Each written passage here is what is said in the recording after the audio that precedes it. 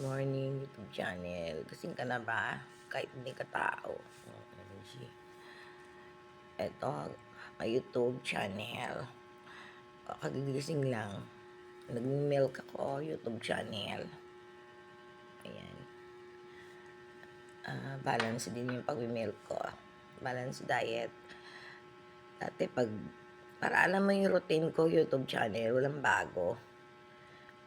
Dati kasi pagkain ako natatae, rental.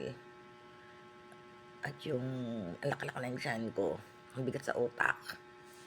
Parang down feeling, wala ka ng self-confident, malungkot, tapos tinatamad ka ng kumilos.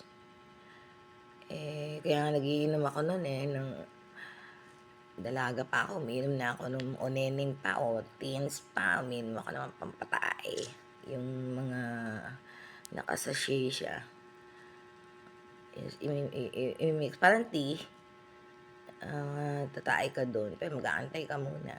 Maya madali ko na yung, kasi minsan tumataba ka, or sa akin ang paglaki ng tiyan, tumataba ako, either puro tae lang ang laman, marentag, diretsahan na nagkakaintindihan, wala akong motibo, reality. And then, yun nga, nag-milk ako, kotang-kota na sa tulog,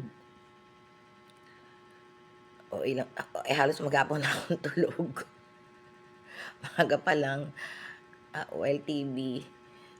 And then, pag anong gagawin ko? Titingala sa kisame, bibilang ng butiki.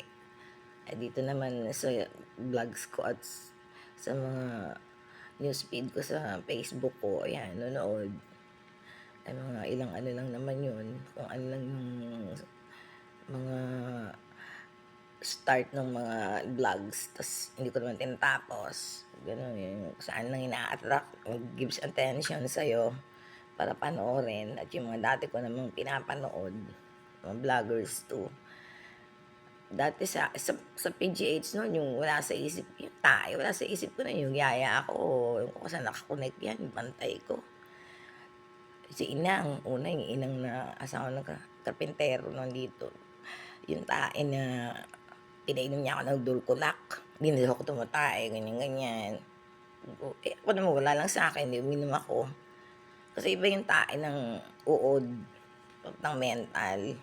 At tae ko nervyos, my own rental, that's all.